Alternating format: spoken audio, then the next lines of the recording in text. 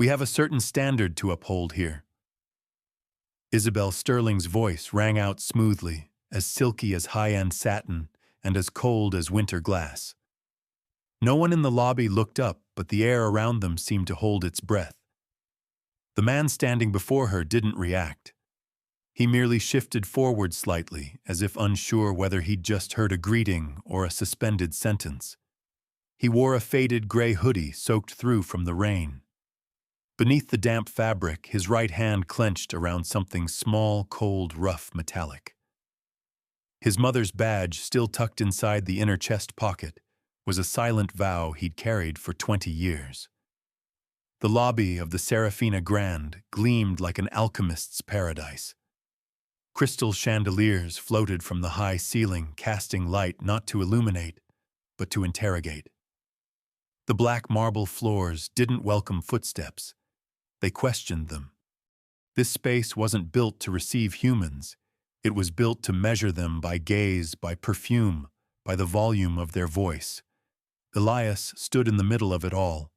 No greeting, no smile, no awe. He was the single wrinkle on the taut silk of that room, not large, but impossible to ignore. He spoke softly, but firmly. "I have a reservation." Isabelle didn't glance at her screen. She looked straight at him, a gaze that didn't check information, but judged essence. Her eyes moved from the edge of his hoodie to the dried mud on his pant legs, paused at his worn Timberlands, then returned to his eyes, gray, deep, tired, but not empty. Her smile bloomed perfect as a chrome razor blade. "I'm sure. Sir, you understand." Elias didn't answer, but he heard another sound, not her words, but something older, heavier, from somewhere far away. A small kitchen in Queens. Fluorescent light flickering overhead. A woman, Maria Vance, sitting on the floor by the sink, her hands raw from chemicals. She wasn't crying. She was hiccuping, soundless spasms rising from her chest.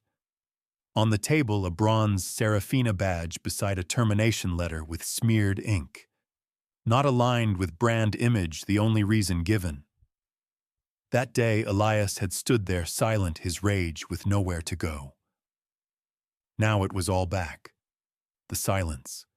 The smell of cleaning agents. His mother's hunched back. Elias opened his eyes. Crystal lights, cold marble floors, the scent of polished oak and expensive Nesh perfume surrounded him. He was still there in the lobby his mother had once scrubbed barehanded, before being dismissed for being 5 minutes late. Isabelle gave a subtle nod, just enough. From between two marble-clad columns, 2 security guards in black suits stepped forward as if on cue. No one in the lobby was surprised. No need for noise. They were used to clearing the trash with white gloves. Elias didn't resist, didn't ask, didn't speak. He simply nodded a nod, not of agreement, but of acknowledgement. A silent, "I see it. I remember." They didn't touch him, but the space between their bodies was the signature-less expulsion notice. A guest in a beige trench coat glanced over, then looked away as if noticing a stain on a glove.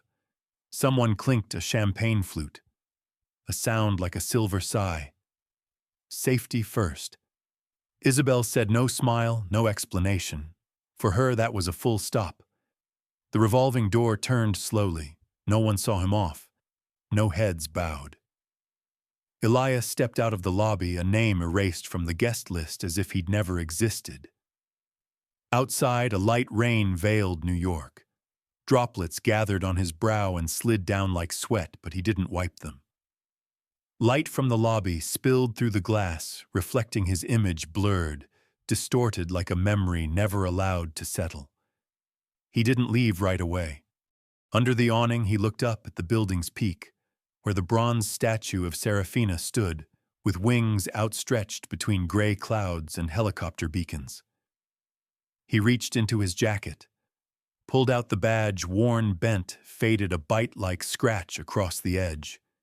He looked at it, then at the building. He said nothing. didn't need to. A draft of wind swept through the corridor. A forgotten scarf on a leather chair fluttered upward, snapping like a distant call. It wasn't cold. It was a signal something had returned. Something once cast out from this place, now was coming back. Leo had seen everything. From behind the front desk where the light struck the marble countertop, as if examining every speck of dust. He watched the rain-drenched man in a faded hoodie, old Timberland boots, and eyes that never left the floor. He saw him get turned away, saw Mrs. Sterling smile, and saw the two security guards calmly escort him out as if closing a door that didn't make a sound. He didn't know who the man was. He just felt something inside shift, something that didn't fit with the rest of this polished world where everything was groomed to the point of soullessness. Leo had only worked at the Serafina Grand for 8 months. Just long enough to understand that this place didn't require loyalty, only tidy, polite obedience. Here, employees weren't asked to have opinions. They were trained to bow at the perfect angle. Leo had never gone against that system. But since this morning, he couldn't shake the feeling that he had just witnessed something wrong being accepted as completely normal. When the man left the lobby, not a single guest or employee seemed disturbed. Everything resumed its rhythm like a well-rehearsed symphony. Glasses clinked, high heels tapped against marble, and financial newspapers rustled between two fingers. But Leo couldn't fall back into that rhythm. A quiet, older bellhop whispered, as if a breeze had carried the words, "Looks familiar. Might be Maria's boy from back in the day." The name made Leo pause, not because he knew it well, but because of how it was spoken, like summoning something that had long been forgotten. About 30 minutes later, with the lobby thinning out, Leo couldn't resist the urge. He opened the reservation system and typed in Vance. No clear reason. Just a name etched into memory like a silent shadow still waiting to be called. A result appeared, Penthouse Suite, reserved under Elias Vance, code VIP, CEO. Leo felt his heartbeat shift. His hand trembled slightly as he opened a private browser and typed Elias Vance. The results came instantly, not a stranger. The front page of the New York Times featured an article titled, "From Janitor's Son to Global Hotel Tycoon, the Story of Elias Vance." The accompanying photo showed a man in a simple dress shirt standing beside an older woman in a janitor's uniform. His hand rested on her shoulder. That gaze, Leo recognized it immediately. It was the same gaze from the man that morning. Leo sat frozen. A chill ran down his spine, not from the AC, but from the realization that he had just witnessed a historical misstep, not of a single person, but of an entire system that had forgotten how to look people in the eye. Elias Vance wasn't a guest who had been denied. He was the hotel's new owner. Leo looked up. Across the room, Isabelle Sterling was still chatting with a Middle Eastern businessman, her hand gently placed on his wrist as a sign of confidence. But to Leo, all the makeup designer suits and professional poise now looked hollow, because he had just seen what lay beneath it all, an emptiness with no room for decency. Leo stepped away from the desk and headed into the staff area, his heart still stumbling over itself. The old bellhop was sipping coffee, staring at nothing, as if seeing straight through time. That boy used to wait for his mom at the bottom of the staircase. Curly hair, silent, always drawing something in his notebook, he said. "I think that's him." The whispers began to spread. Not loud, not rallying, just small sparks being lit quietly. Maria got fired for being 5 minutes late. It was the day the bus broke down. Isabelle said we had to protect the brand image. She worked here for 20 years. In a system that demanded silence, memory began to speak. Names and stories once forgotten started snapping back together like a long-lost puzzle assembling itself unconsciously. A soul had returned to these hallways. The revolving door clicked dry, precise. Cold air swept into the lobby. Elias stepped back in. No longer wet. No anger needed. He simply looked, and everything shifted. His eyes were no longer searching, no longer tired. They held the gaze of someone who knew everything and knew exactly how to reclaim what had once been taken. Isabelle, mid-conversation, turned. Her smile, once flawless like untouched glass, stalled, froze. Leo looked at the computer screen, then at Elias. For 1 second, neither of them breathed. The air no longer carried perfume. It carried the scent of truth just through the door. Elias didn't walk to the front desk. He didn't check anything, didn't verify, didn't seek eye contact with anyone in the lobby. He simply moved forward, slow and steady, through the layers of radiant light, pouring onto the marble floor like operating room lamps, where every step sounded like the ticking of a countdown clock. The entire space seemed to slow down. A few guests turned to look. They didn't know exactly why, they just felt compelled to. There was something in his stride that demanded attention. The stride of a man with nothing left to prove but everything to reclaim. Isabelle Sterling was standing beside a white orchid arrangement. She had just finished a conversation, her lips still holding a polite smile, when her eyes met Elias's.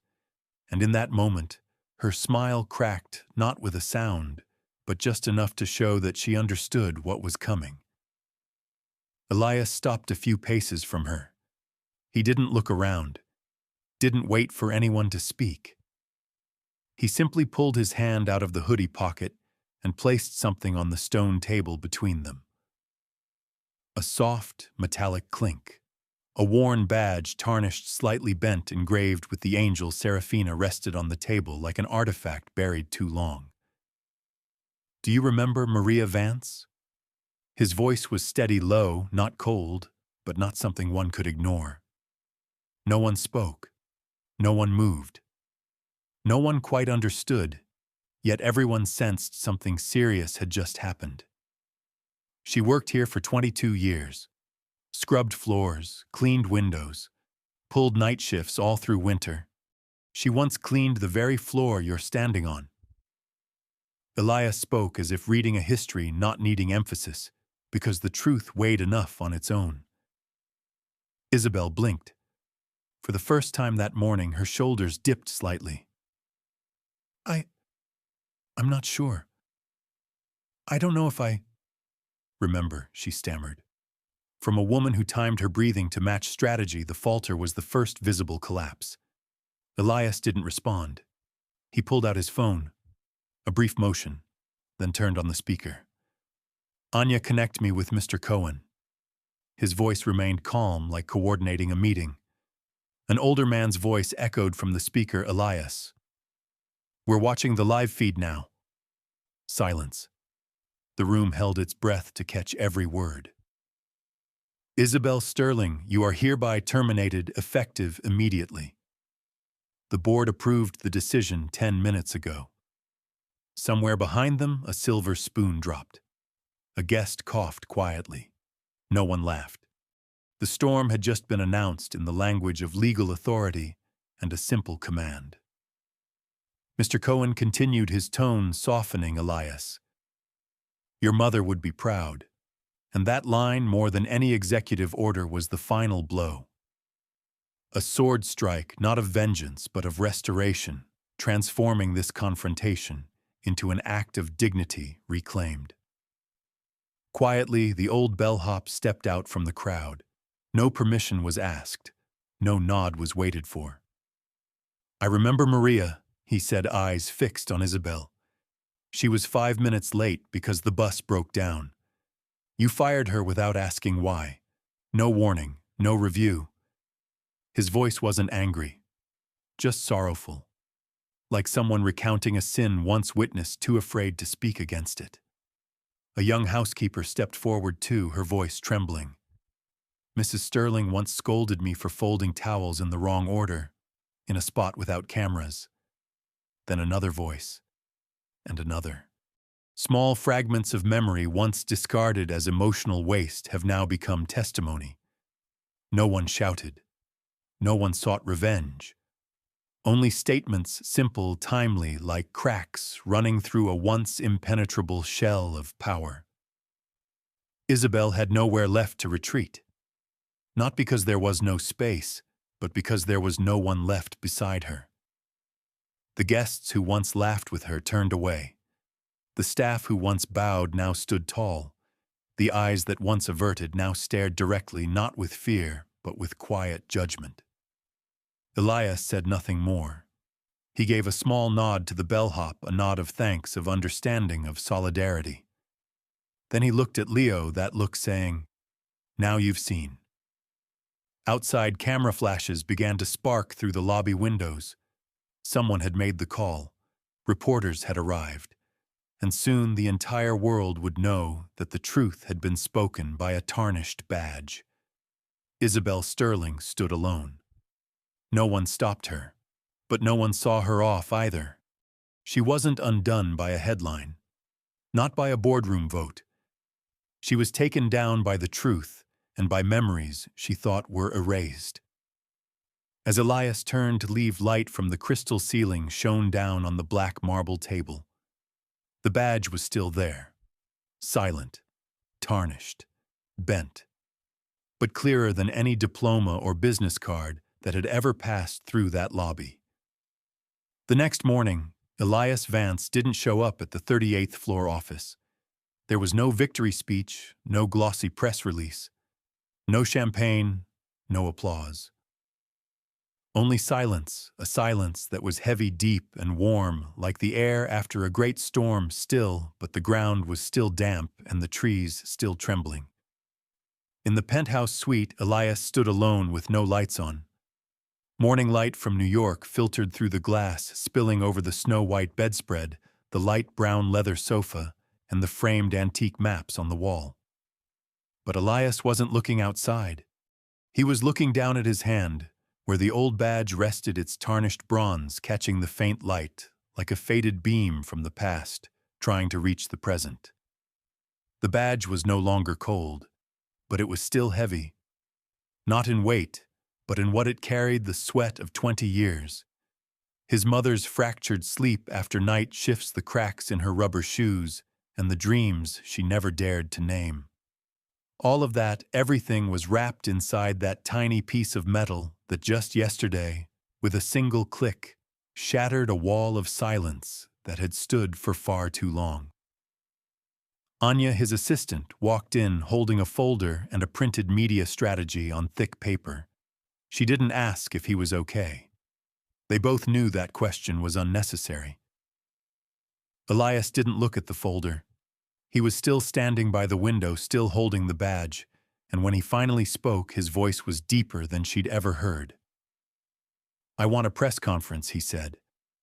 "But not in the main lobby. No chandeliers, no raised podium, no clip-on mics." Anya nodded slightly, though she didn't yet understand. "The staff lounge," Elias added, "right after the morning shift," and this time she understood. The press conference that day had no one in tuxedos, no backdrop repeating the company logo 10 times, no LED lighting, just a row of metal lockers, a whiteboard with chalk writing that read, "Welcome back," and Elias Vance in a shirt with no tie, holding a brown envelope and a small bronze item in front of him, the badge. He didn't deliver a speech, didn't talk about strategy or restructuring. He told a story. "My mother's name was Maria Vance," he began. "She worked here for 22 years, mopped floors, worked nights, never took a long vacation, never asked for anything. No one remembered her face, but everyone walked across the floors she cleaned." He paused as if to breathe, and she was fired for being 5 minutes late. No one asked why. The air thickened. No reporters interrupted. No one reached for their phones. Because everyone knew this wasn't news. This was a moment. A son reclaiming a legacy an entire system had tried to forget. I didn't come back for revenge. I came back to build something my mother deserved to live with, not just die with. He opened the envelope, pulled out a document, and held it up. The Maria Vance Fund. 5% of this hotel's annual profit will go into the fund. It will support service workers across the city, from scholarships for their children to emergency aid during illness, job loss, or discrimination. No one clapped. No need. The emotion in the room had moved beyond formal gestures. That night, Elias didn't stay on the top floor. He went down to the staff cafeteria. Sitting at an old stainless steel table, I ate the same dinner as everyone else: roast chicken, steamed vegetables, and iced tea in a plastic cup. On the table next to his tray sat a small glass frame. Inside it was the badge, unpolished, unlit, without a caption. But everyone saw it, and everyone knew this was the true foundation of the empire. Leo walked in after his shift, shirt-wrinkled eyes still carrying the strain of the day. Elias didn't look up, just said, "I want to create a new position. Not a manager, not PR, not a title for someone's resume." Leo blinked, surprised. "I'm calling it Director of Employee Advocacy. Reports only to me, no middle layers, no loopholes." Elias paused, then looked at Leo for the first time that evening. "I need someone who knows what it feels like to witness wrong and not be able to speak it." Leo didn't respond, but in his eyes something had changed. The next day, Elias ordered the removal of the expensive abstract painting hanging in the staff lounge. No one protested. No one missed it. It was replaced with a small bronze plaque mounted directly to the wall, no frame, no glass, no effects. Just a few laser-etched lines in memory of Maria Vance. "This is a house of dignity." Late that night, Elias stood alone in the basement hallway, where yellowed lights cast shadows on old tiles, where his mother had once knelt to scrub away footprints no one remembered. He didn't cry. He didn't smile. He simply reached out and placed his hand on the wall beside the plaque, as if touching a scar that had healed, but still pulsed warm beneath the skin. 6 months later. No major event. No ribbon-cutting ceremony. No grand reopening under flashing lights. The Serafina Grand still stood tall on Madison Avenue, its ivory facade, gleaming glass doors, and front desk staff in uniforms pressed to perfection. But those who once knew this hotel said something had changed. Not on the surface, but from deep within. Monday morning. The lobby was still bright. The piano music still played, but it seemed softer now, as if someone had turned the volume down just one notch. Leo, now Director of Employee Advocacy, stood between a chef and a server debating the starter options for an upcoming wedding. No one yelled. No one felt afraid. Leo simply listened, then nodded gently. "You're both right. The point is, we're speaking with each other, not past each other." A thread of tension was quietly untangled, like pulling a snag from a sleeve, and everyone breathed a little easier. In the basement laundry room, the old bellhop stood beside a new hire, explaining how to sort towels by color code and usage history. The young man asked, "Why does it have to be so precise, sir?" The old man smiled, placed a hand on his shoulder, and said, "Because this place once forgot that the one folding the towels is just as important as the one using them." A new front desk agent, just 3 weeks into the job, stepped away from the counter with a tray of chamomile tea on a silver platter. She gently placed it next to an elderly woman whose flight had been delayed. "No charge. I know you're tired." The woman held the cup, her eyes slightly misty. Not from the heat, but because the young woman hadn't learned that line from any training manual. The Maria Vance Fund operated quietly but steadily. Each month, a service worker somewhere in the city received tuition support, an emergency stipend for a sick loved one, or a letter of apology sent by the fund's lawyer to a workplace after an act of discrimination. A 17-year-old girl daughter of a dishwasher at a partner hotel in the Bronx had just been awarded a scholarship. In her application essay, she wrote, "My mom can't read English, but I will graduate for her in the language she only ever scrubbed one letter at a time." Isabelle Sterling. A brief glimpse. She sat in the waiting room of a small hotel in Brooklyn, neatly dressed, her makeup more meticulous than usual. The young man interviewing her, dressed in a blue shirt, had just Googled her name. He looked up, smile intact, but his eyes changed. "Thank you for coming," he said, placing the file back on the table. The door closed behind her, softly, but it would not open again. And Elias, he wasn't in the CEO's office, not in the strategy boardroom. No assistant is tracking his every move. He was having lunch in the staff cafeteria. A simple setting, stainless steel tables, old plastic chairs, a glass of iced tea beside a lukewarm salad. On the table sat a small glass frame. Inside was his mother's badge, unpolished, uncaptioned, not placed on a pedestal. Just resting there, a quiet witness to everything he had done and still was doing.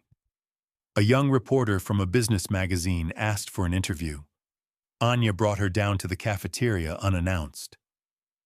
Elias looked up at the young woman, then pointed to the frame. "You want to know why I did all this? Because they call me the new owner of Serafina, but really I'm just the keeper of its soul." The imaginary camera pans out of the cafeteria, through the employee corridors, past halls, where once there were only silent footsteps, now filled with laughter. Gentle questions like, "You doing okay today?" and the sound of a community learning to be kind again. A guest steps into the lobby. A khaki coat, damp with rain shoes, a bit muddy from the wet sidewalk. The young receptionist smiles and greets him with genuine warmth. "Welcome to the Serafina Grand. How may we help you today?" Not a scripted line, but a true welcome. From a real person to another real human being. The Serafina Grand appeared under the soft evening light, no more dazzling than before, but somehow warmer. The air no longer smelled of judgment.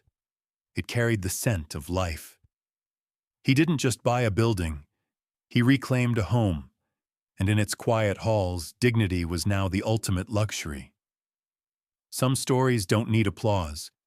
They just need one person to rise at the right time. Elias Vance didn't retaliate. He didn't reclaim power through power. He simply placed a badge on a table, a badge once deemed worthless, and let it speak. In that silence, a system collapsed. The Serafina Grand wasn't rebuilt with budgets. It was rebuilt with memory. With a mother who once knelt to scrub the floor. With a son who had stayed silent too long. And with countless small people who once lived in fear and now were learning to speak up. The greatest lesson didn't lie in a dramatic firing.